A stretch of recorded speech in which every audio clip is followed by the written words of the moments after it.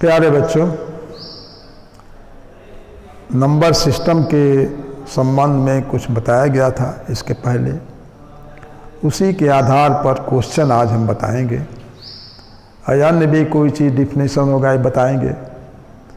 आपको जितनी बातें जितनी चीज़ें पढ़ा दी जाती हैं उसको याद रखिए, तभी आप आज हमारी पूरी बात समझ पाएंगे। रोज़ रोज़ एक ही चीज़ बताना संभव नहीं है, इसलिए आप उसको याद रखें।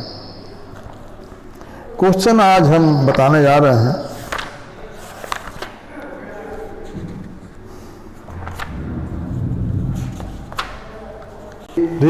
दो रेशनल नंबर के बीच में 4, 5, 6 चाहे जितने भी हम रेशनल नंबर निकाल सकते हैं। ये कुछ ट्रू फॉल्स के क्वेश्चन दिए गए हैं। क्वेश्चन नंबर 4 एक्सरसाइज 1.1 का क्वेश्चन नंबर 4 है। State whether the following statements are true और फॉल्स। फर्स्ट दिया गया है, फर्स्ट एवरी नेचुरल नंबर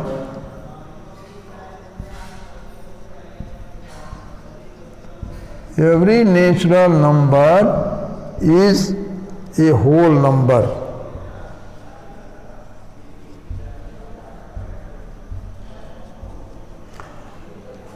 आपको डेफिनेशन में बताया गया था कि होल नंबर क्या है। संख्याएं जो नेचुरल नंबर हैं उनका सेट n से लिखा जाता है। आपको पुनः हम उस बात को याद दिला दें कि नेचुरल नंबर n जो लिखा जाता है इसमें 1, 2, 3 से लेके अनंत संख्याएं हैं। और जब होल नंबर लिखते हैं w, तो w लिखते हैं तो 0 लिखते हैं, 0, 1, 2, 3 ये सब लिख देते हैं। तो फॉर लिखा every natural number is a whole number. पूछ रहा है कि ये ट्रू है कि फॉल्स है। तो देखिए होल नंबर में ध्यान देखिए सेट में क्या आता है, 0 से लेकर सब आता है। Therefore every natural number including 0 is whole number। तो होल नंबर ये स्टेटमेंट क्या है, this statement is true. Second, every integer is a whole number. Every in whole number। तो this statement is true। Every integer is a whole number। Every integer is a whole number। इस statement के बारे में क्या ख्याल है, क्या सोचना है बताइए। इंटीजर, अब देखिए इंटीजर में क्या क्या आता है। इंटीजर में आपको ये बतावें कि माइनस, मान लिया कि ऐसे ऐसे करके -3, -2, -1, 0, 1, 2, 3 ये सब है। इंटीजर में सब आता है, चाहे पॉजिटिव है इंटीजर हो, नेगेटिव इंटीजर हो या 0 हो। 0 भी इंटीजर है। Every integer is a whole number. Whole number कहाँ से, एवरी इंटीजर माने ये पूरा। एवरी इंटीजर का मतलब हो गया कि ये पूरा का पूरा सेट, पूरा ये पूछ रहा है कि ये whole number, every integer is a whole number. अगर ये पूरा होल नंबर होता, कैसे हो सकता है कि जबकि होल नंबर यहीं से शुरू है और इंटीजर निगेटिव है, वो भी इंटीजर है। Therefore every integer is a whole number। यह क्वेश्चन जो इसका जो आंसर होगा वो क्या होगा, फॉल्स। ये फॉल्स है। This statement is false. Every integer is a whole number. This statement is false since because -3, -2, -1 is also integer but not whole number। Therefore, this statement is false. Third, every rational number is a whole number. Third क्या है?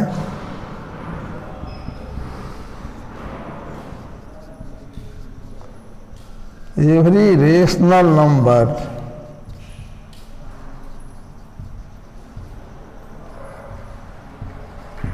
is a whole number.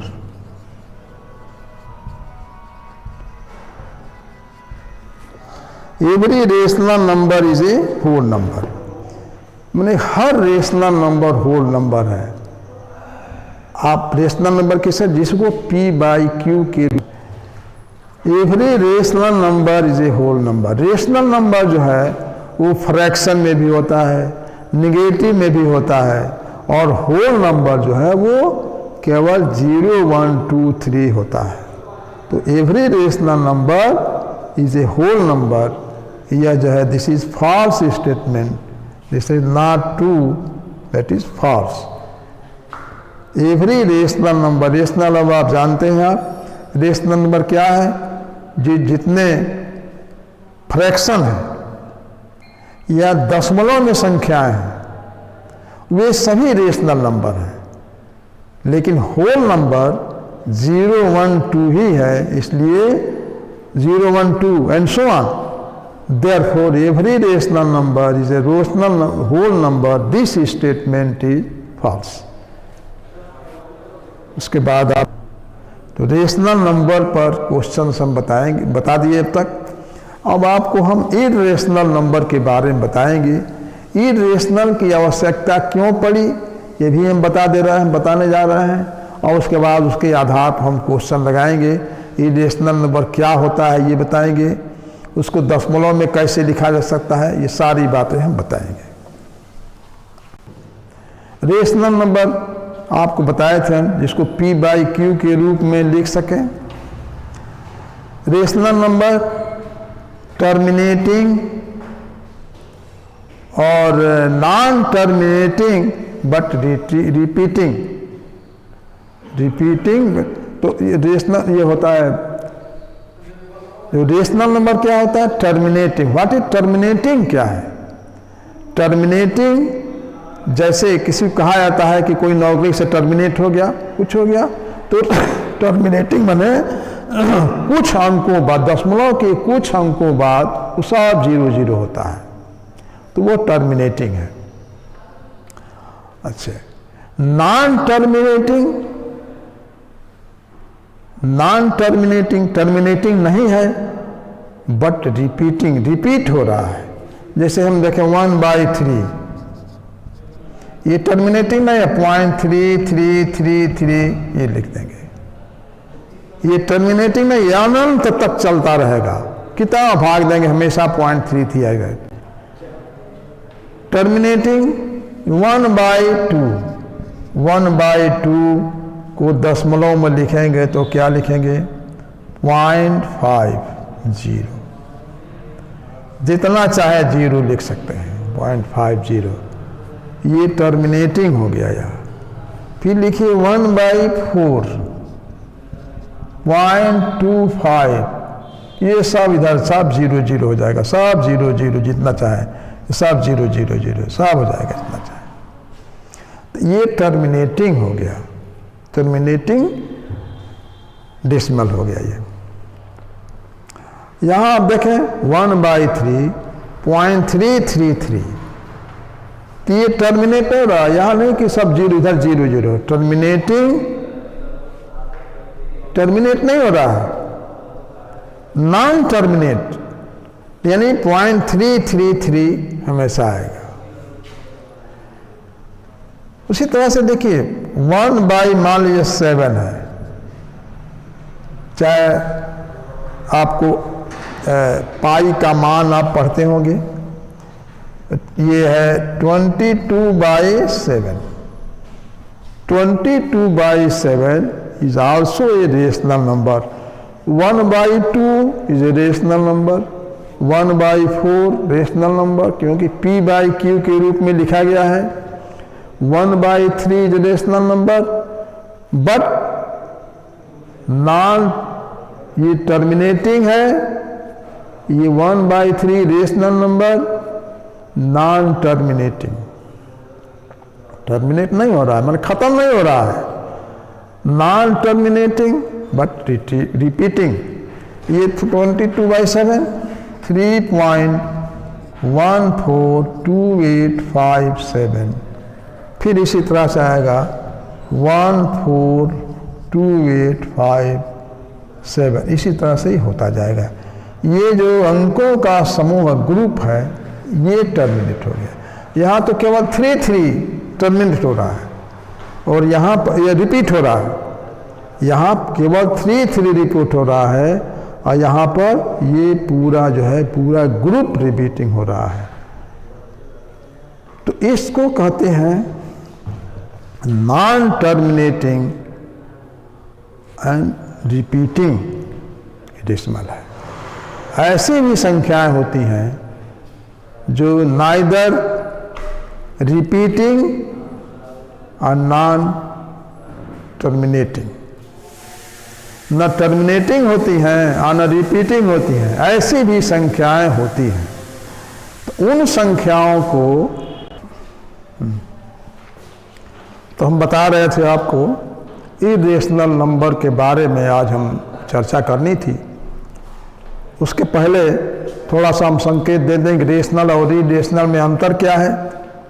Rational number जिसको P/Q के रूप में लिखा जा सके, उसमें भी दो तरह के हैं।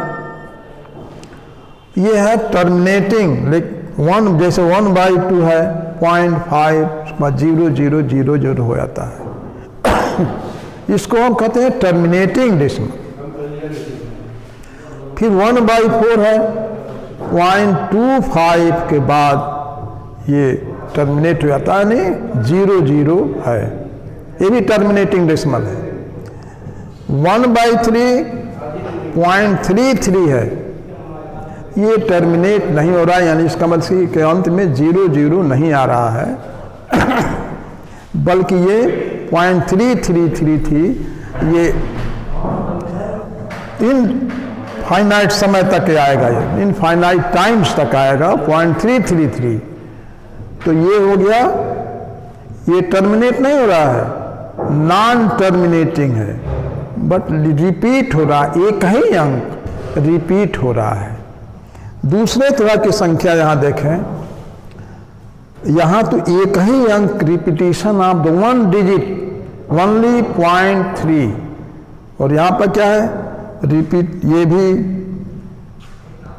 टर्मिनेट नहीं हो रहा है, टर्मिनेटिंग नहीं है, लेकिन ये अंकों का जो ग्रुप है ये रिपीटिंग हो रहा है, रिपीट हो रहा है।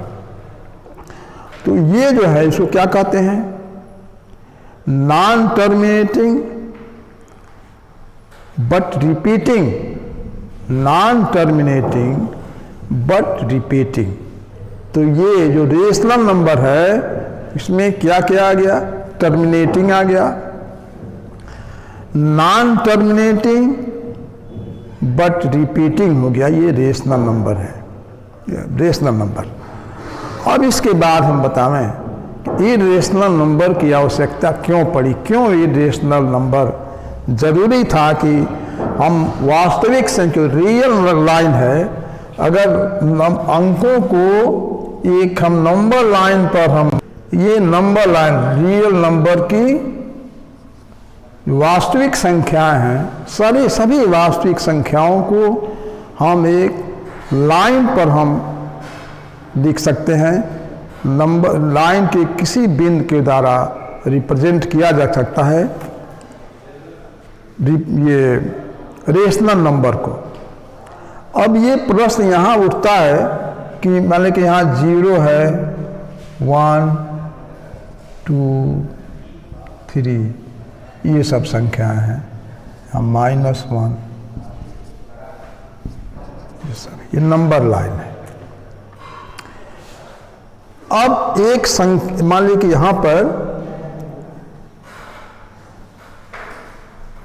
ये 1 है, इस पर राइट एंगल बना दे यहाँ पर, या यहीं बना दिया जाए, ये 1 है, यहाँ पर एक राइट एंगल बना दिया जाए यहाँ पर, और ये भी 1 हो, तो ये जो संख्या होगी, ये जो ओ ए या बी, ओ ए बराबर 1, O A is equal to 1, O B is equal to 1, then O नहीं, वो नहीं, A B is equal to 1, O A is equal to 1 unit, A B is equal to 1 unit, then O B क्या होगा? आप जानते हैं Pythagoras के प्रमेय से कि ओ बी स्क्वायर बराबर O A square plus A B square, 1 square plus 1 square, 1 square equal to 1 square 1 into 1, 1 हो गया, फिर 1 स्क्वायर 1 इंटू 1, तो 2 हो गया। O B square is equal to 2, therefore O B is equal to √2। अब √2 को अगर ये रेशनल नंबर होता तब तो लिखने में कोई दिक्कत नहीं थी, लिख दिया था, लेकिन √2 को कैसे लिखा है? √2 भी एक संख्या है जिसको हम p/q के रूप में नहीं लिख सकते हैं, लेकिन वो भी एक लेंथ है, वो भी एक लेंथ है। जैसे यहाँ पर लेके ऐसे यहाँ पर कर दिया जाए, ऐसे लेके यहाँ पर एक कर दिया जाए, तो ये जो लेंथ होगा OC, ये OB बराबर OC, OB बराबर, इसको हम लिख दें कि ये भी अगर OC लिख दें तो OC बराबर √2 हो गया। यानी OC जो है ये भी नंबर लाइन पर कोई न कोई पॉइंट है, कोई न कोई पॉइंट C है जो नंबर लाइन पर है। तो ये √2 को हम फ्रैक्शन के रूप में नहीं लिख सकते हैं। कोई ऐसी संख्या नहीं है जिसका स्क्वायर जो है वो 2 के बराबर है। आप प्यारे विद्यार्थियों, आपको बता रहे हैं कि 1 square is equal to 1, 2 square is equal to 4, 1 square is equal to 1, 2 square is equal to 4, लेकिन 1 और 4 के बीच में यहाँ मान लें कि वहाँ 1 है और ये 4 है, इसके बीच में संख्या 2 होगी, 3 होगी। तो किसी भी 1 एक इंटीजर है, नेचुरल नंबर, 1 का स्क्वायर 1 हो गया, 2 का स्क्वायर 4 हो गया, इसके बीच में जो 2, 3 आया वो किसका स्क्वायर है या नहीं है क्लियर कि वो किसका स्क्वायर है। तो यह प्रूफ किया जा सकता है कि ये किसी भी संख्या, कोई रेशनल नंबर का स्क्वायर जो है वो 2 के नहीं हो सकता है। कोई भी p/q संख्या लिया जाए उसका स्क्वायर 2 नहीं हो सकता है। तो इस हालत में अब ये हो गया कि अब इर्रेशनल की डिफिनीशन क्या हो गई? इर्रेशनल की डिफिनीशन ये हो गई कि ऐसी संख्याओं की कल्पना की गई जो नॉन टर्मिनेटिंग और नॉन रिपीटिंग हो। नॉन टर्मिनेटिंग माने वो खत्म ना होता हो, नॉन रिपीट भी और रिपीट भी नहीं करता है। जो कोई एक संख्या या अंकों का ग्रुप रिपीट नहीं करता है, ऐसी संख्याओं को भी ये इर्रेशनल कहा गया। जैसे √2 है, √2 को इर्रेशनल कहा गया, √3 का इर्रेशनल कहा गया, क्योंकि किसी भी रेशनल नंबर का स्क्वायर न √2 है न √3 है। अब नॉन रिपीटिंग कैसे लिखेंगे? जैसे कोई संख्या लिख दीजिए, फर्क यहां लिखे 2.10 या 2.101 001 0002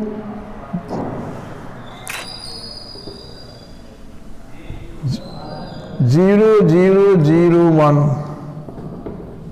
के 2.101 0001, 0001 और यहाँ पर 1, ऐसे यहाँ लिखते जाए।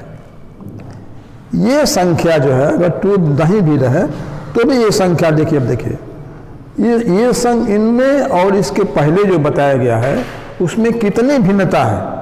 इसके पहले जो बताया गया था या तो कुछ अंकों के बाद सब 0 हो जाता था, टर्मिनेट हो जाता था। दूसरी संख्याएं थी जो एक ही अंक जैसे 1/3 में था 0.33 रिपीट होता था। तीसरी प्रकार की जो संख्या बताई थी कि 22/7 का हमने लिया था 3.142857, फिर 14285, इस तरह से अंकों का ग्रुप रिपीट होता था। लेकिन यहाँ पर आप देखें कि 2.101, 001, 0001, 401, ये जो संख्या है ये भी तो आखिर संख्या है कि नहीं है? ये भी एक संख्या है। तो जब ये संख्या है इसकी विशेषता क्या है? इसकी विशेषता ये है कि इसको हम लिख सकते हैं नॉन टर्मिनेटिंग, नॉन रिपीटिंग। तो जो इसको हम इरेशनल नंबर, रेशनल नहीं है वो क्या है? इरेशनल नंबर है। तो इरेशनल नंबर और रेशनल नंबर दोनों को मिला करके रियल नंबर बनता है। Real number is A set of collection of rational number and irrational number, दोनों का जब रहेगा तब जाके ये नंबर लाइन बनेगी। यानी नंबर लाइन का प्रत्येक बिंदु वास्तविक संख्याओं को व्यक्त करता है। इस नंबर लाइन का प्रत्येक बिंदु वास्तविक संख्याओं को व्यक्त करता है। प्यारे बच्चों, आज हम आपको इरेशनल नंबर के बारे में डेफिनेशन दिए कि दशमलव में अगर इरेशनल, वैसे तो आप जानते हैं √2, √3 ये सब इरेशनल नंबर, इसको p/q के रूप में नहीं लिख सकते हैं। इसको हम लॉजिकली बताएंगे आपको p/q के रूप में क्यों नहीं लिख सकते हैं, इसको हम प्रूफ करेंगे। तो आज आप ये जब समझ गए कि √2, √3 ये सब संख्याएं इरेशनल नंबर हैं। साथ ही साथ डेसिमल में इस तरह से जो संख्याएं हैं वो भी इरेशनल है। क्यों इरेशनल है? ये संख्या जो लिखी गई है वो नॉन टर्मिनेटिंग, नॉट रिपीटिंग, दोनों तरह की बात है। इसमें टर्मिनेट भी नहीं हुआ और किसी अंक या अंकों का ग्रुप रिपीट भी नहीं हुआ, इसलिए ये ऐसी संख्याएं जो हैं वो इरेशनल नंबर कही जाती हैं। कल आपको इसको विस्तृत रूप से बताएंगे कि √2 को हम क्यों नहीं लिख सकते हैं p/q के रूप में, क्योंकि रेशनल की जो परिभाषा बताई गई है ये बताई गई कि rational number is a number which can be written as the form p/q where q not equal to 0। तो कल हम आपको बताएंगे कि 2 को हम √2 को p/q के रूप में नहीं लिख सकते हैं, ये प्रूफ द्वारा समझाएंगे। चीज़ें आपको बताई गई। मैं सोचता पुनः आप किताब को देखिएगा कि हमारे पढ़ाने के बाद भी उस बुक को देखिएगा, उसमें क्वेश्चन सॉल्व करिएगा। जो कुछ भी आपको प्रॉब्लम आवे वो कमेंट बॉक्स में आप दर्ज कराइएगा। जो भी क्वेश्चन पूछना हो या इसमें जो हमने पढ़ाया उसमें जो उसने समझ में आया है वो भी आप शेयर करिएगा। और रोज़ इसको देखा करिए, क्योंकि समय निकलता जा रहा है, विद्यालय खोलने के भी कोई चांसेस नहीं है, इसलिए आपको इसको रेगुलर समझ के अवश्य देखें। धन्यवाद।